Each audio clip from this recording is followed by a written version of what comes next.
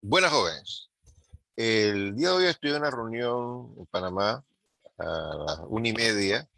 Vivo en Chorrera, así que tengo que salir temprano y no podré estar mucho tiempo con ustedes en la clase, que me contactaré un momento a través del enlace de Google Meet. Eh, pero quiero que quede claras las instrucciones para la actividad que tenemos el día de hoy y el día lunes. La primera actividad es que le estoy remitiendo el enlace a un formulario de Google, donde hay una encuesta acerca de eh, el proceso de descubrimiento del istmo, qué significa ese descubrimiento, la controversia al respecto, y vemos qué saben ustedes. Eso no tiene evaluación, es diagnóstico, simplemente haciendo unas preguntas generales a ver a ver qué sacamos de ahí. Y eso se lo comentamos el día lunes. O sea, no tiene puntaje, no es necesario leer nada, si no estoy de acuerdo con lo que sepan, ustedes escojan una de las opciones y vemos al final qué sale. Lo comentamos la próxima clase.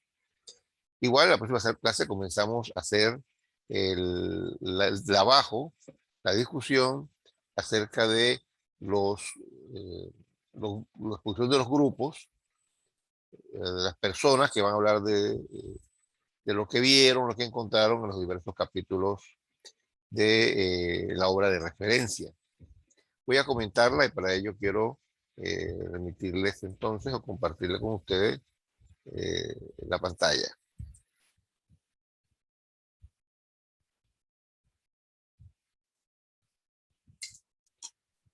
La elección de la obra El descubrimiento del Pacífico y los orígenes de la globalización se debe a que es una obra muy sencilla en su articulación, pero muy profunda en su planteamiento, lo cual es muy difícil de lograr. Pero en este caso, como era una exposición en el Museo del Canal Interoceánico de Panamá, y este era el guión de esa exposición, entonces tenía que tener cierta simplicidad para poder que el mensaje se pudiera transmitir en el breve recorrido de la exposición. Entonces, esta obra es una excelente introducción a la historia de Panamá colonial, la estamos viendo en el transcurso de 2 semanas, y ahí tendremos los principales temas de esa historia de Panamá. Posteriormente saltaremos a la historia general de Panamá y yo les voy a remitir el tomo 1 del volumen 1 y luego el tomo 2 y luego el tomo 3 y de cada uno estaremos seleccionando unos 2 o 3 artículos para ir haciendo la discusión, para ir haciendo las explicaciones con su participación activa. Entonces, este libro nos ofrece esa, la ventaja de que podemos ofrecer una visión sintética, pero al mismo tiempo compleja, de lo que es el proceso de conquista y colonización, la inserción de Panamá en la economía mundial y los intereses complejos y diversos que estuvieron mezclados en ese proceso de inserción de Panamá en la economía global. ¿Qué eso significó? Y qué significa incluso en el día de hoy. Esta obra es escrita por el doctor Alfredo Castillero Calvo, eh, uno de los historiadores o el historiador más importante de Panamá y que elaboró en la Universidad de Panamá por casi 4 décadas.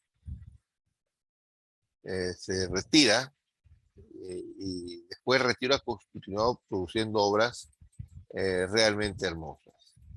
Entonces, ¿de qué nosotros vamos a estar hablando? Vamos a compartir el índice para que sepamos de qué estamos hablando y podamos nosotros entonces darle algunas pistas a las personas que van a estar trabajando con las reseñas de esta obra.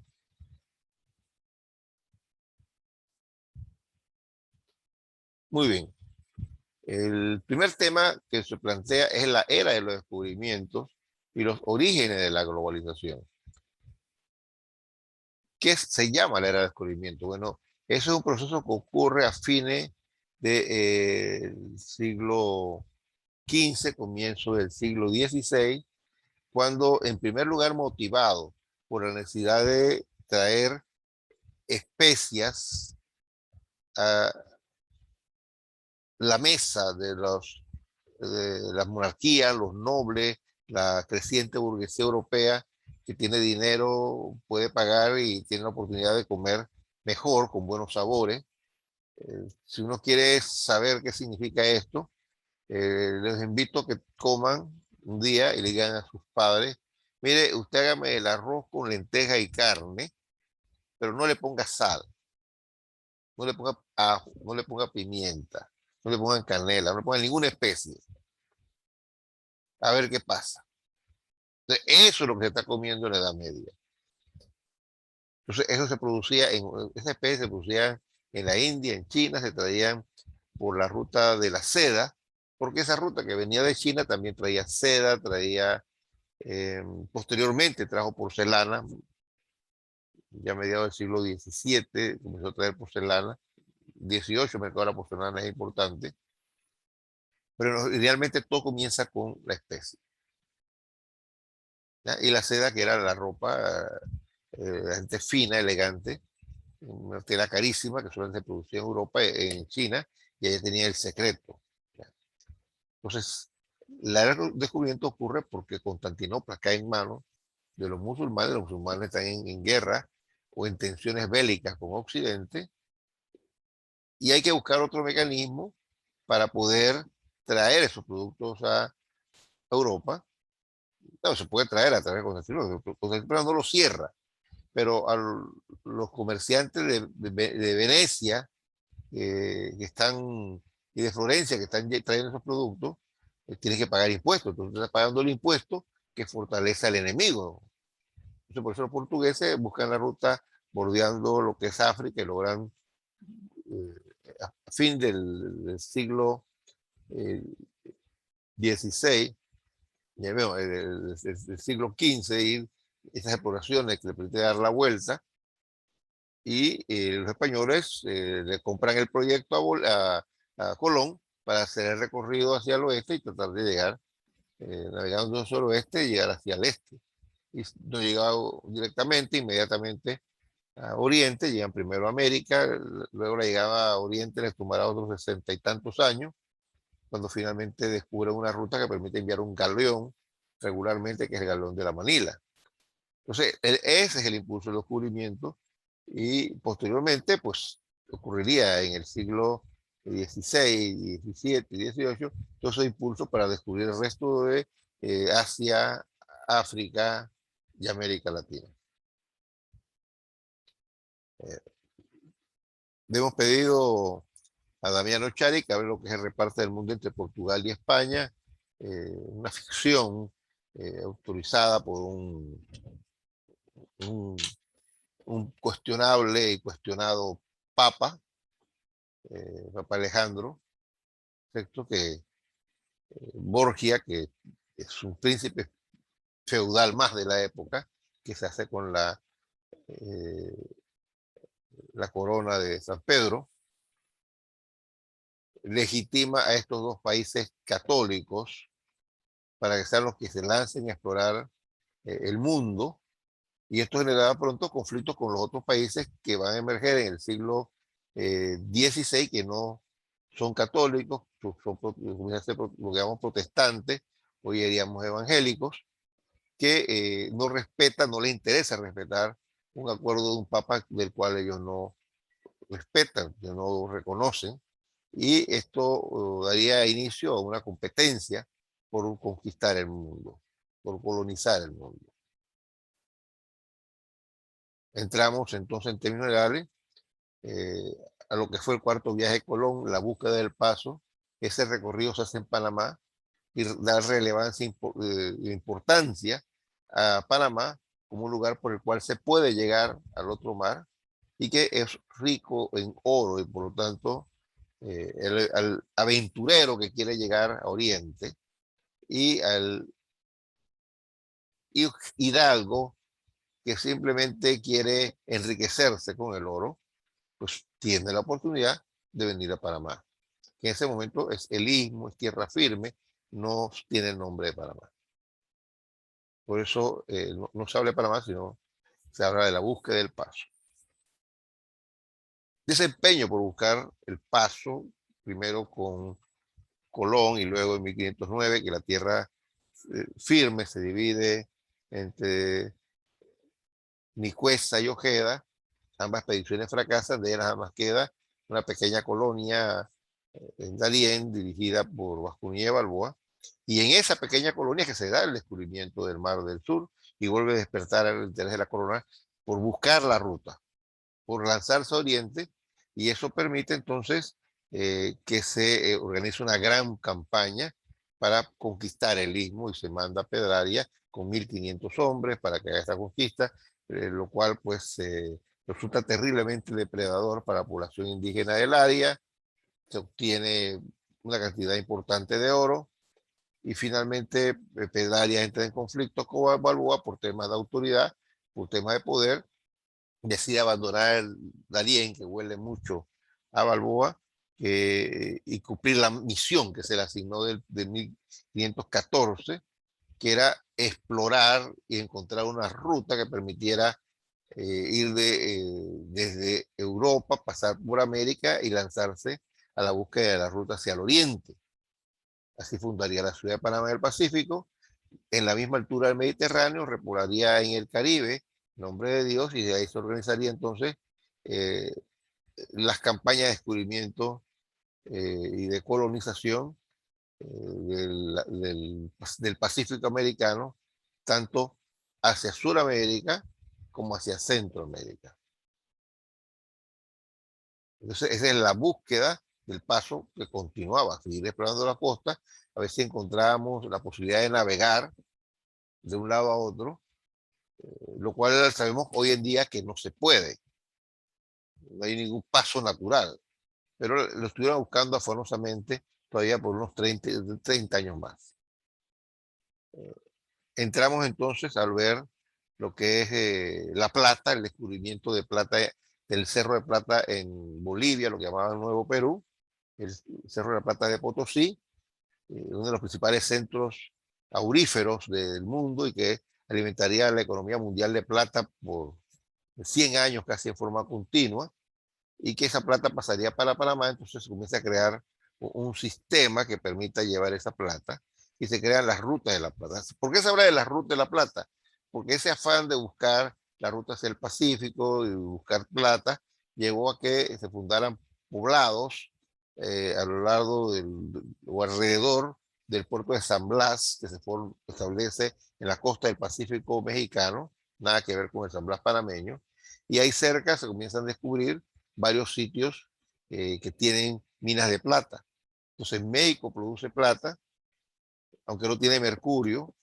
eh, Alto Perú, Bolivia, produce plata en Potosí, tiene algo de mercurio, mucho, pero tiene algo, y el mercurio es importante para este proceso, y ambos comienzan a producir plata. Entonces, como tenemos dos centros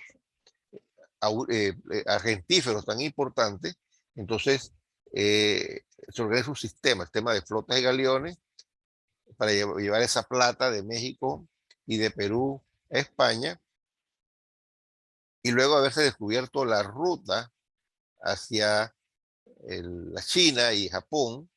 Entonces se crea un galeón, el galeón de la Manila, que no es necesariamente un solo galeón, realmente una pequeña flotilla que sale de México, llega a Filipinas, sube a la parte de la costa de Japón, China, y luego regresa una corriente que lo trae a las costas norte de lo que hoy sería Estados Unidos, y luego van bajando hasta llegar al puerto de San Blas, y de ahí la plata, o sea, la plata que se llevó americana para comprar productos hace que se traigan especies, seda, e inicialmente venía como peso muerto la seda, perdón, la porcelana. Y con el tiempo la porcelana y los muebles chinos se fueron convirtiendo en un elemento importante en las cortes, en las casas de los burgueses, y el galeón de la Manila fue un medio de obtener esos productos para México, para Perú, Panamá y España. China, destino de la plata americana. China era el principal productor terminó siendo el principal productor de especies junto a la India, pero también tenía la porcelana, que cada vez fue más y más cotizada. Tenía la seda, que era terriblemente cotizada, y comenzó a vender en Europa, entraron en la moda de modelos de palas de rosa hecho en China, y todo eso se iba vendiendo. O sea, entonces, la plata de América se usaba para pagar esos productos que se vendían muy bien en América y en Europa, a un precio comparativo enormemente, había una gran ganancia en este comercio, pero los chinos querían que se les pagara en plata, no en oro, sino en plata, porque se había tomado la decisión política de que los impuestos se pagaran en plata y China no producía plata. Este sistema funciona bien hasta mediados del siglo XVIII, cuando la plata americana entra en crisis, los centros productores bajan porque las fuentes de plata pierden capacidad de producir plata abundante y de forma fácil, se hace más complicado y más costoso.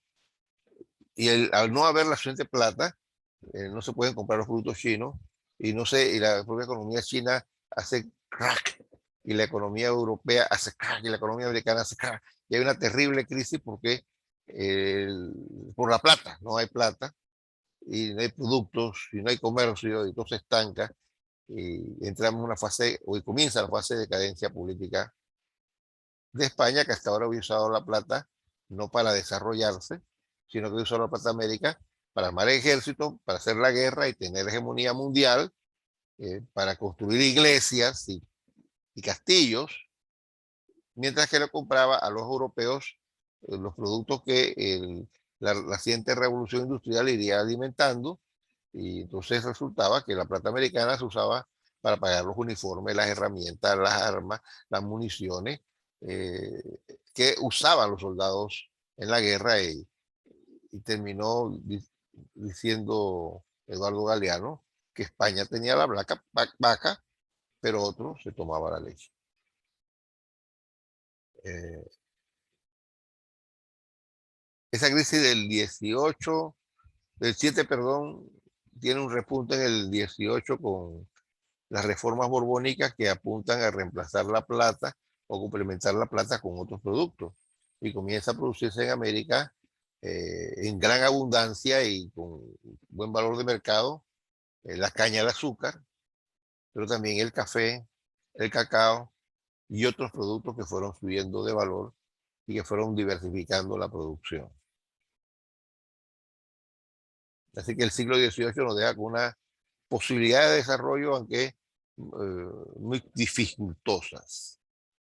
Eh, Hace una pregunta, si no se hubiese encontrado plata en América, ¿qué hubiera pasado? Pues hace un cuadro ahí, no como una historia de lo posible, sino un cuadro real en el cual pues va planteando cómo la economía de la plata es la que había sustentado el desarrollo de ese primer capitalismo. Y sin él, ese primer capitalismo que impulsó el desarrollo actual, la gran acumulación de capital que diría los economistas y diría Carlos Marx, no se hubiera dado. Así que el mundo hoy sería muy, muy diferente si la plata americana y el istmo de Panamá, que permitió que la plata del Perú, que era la que producía el 60% de la plata americana, llegara a Europa y de a China, eh, jugó un papel importantísimo en esa articulación de la economía, como lo juega hoy con el canal interoceánico. Panamá, la ruta de la plata y la globalización es justamente eso, una especie de resumen donde dice el papel de Panamá en la economía global. Bien, ese es el tema general del cual yo espero que ustedes estén hablando, explicando. Cada persona debe estar preparada para hablar 1 minuto y medio, y espero que aprovechen el día de hoy para que aquellas personas que no tienen grupos, pues lo tengan y se reinserten o que tengan tema para que puedan participar la próxima semana, que estaremos viendo esto el lunes y luego el, el día jueves, y probablemente tengamos que continuar el siguiente lunes. Tengo 2 semanas programadas para este tratamiento de tema, y así que espero que estén presentes y puedan participar. Muchas gracias, jóvenes. Eh, que tengan un bello día. Por favor, vean el video. estén seguros que tienen lectura para participar y recuerden que hay que leer todo el capítulo. O sea, si a mí me tocó la búsqueda del paso, me lo tengo que leer todo y voy a comentar esto del capítulo. No quiero que alguien me agarre el primer párrafo y me hable del primer párrafo, porque eso es obvio que no sabe ni tiene la menor idea de qué se trata el tema. Tiene que leer las 8 o 9 páginas que tiene su punto, tiene que leerlas y me hará comentario de estas páginas. No es necesario que el grupo se reúne y diga, tú habla de esto y de esto. No, no. Cada persona yo espero que se refiera al resumen en forma integral. Así que no son grupos estrictamente de trabajo, sino son grupos casi de complementariedad para poder discutir que tú entendiste, que yo entendí, y ya. No para que se divida la lectura como quien parte una vaca en pedazos. No, aquí cada uno que toma un capítulo y tiene que hablar de la vaca entera. ¿Ok? Yo no quiero que alguien me haga que le agarró el primer párrafo, me agarró la cabeza de la vaca y el otro me habló de la última página y me habló de la cola. ¿Ya? Porque la idea es que sepan lo que es la vaca, no que sepan con una cabeza y que es un cacho y que es una cola. No, no, no. Usted tiene que eh, leer todo el punto que tomen y hacerme su presentación de qué usted considera que le llamó la atención, que pueden comentar en ese minuto y medio sobre ese tema. Muchas gracias, jóvenes. Nos vemos el día lunes. Hasta pronto.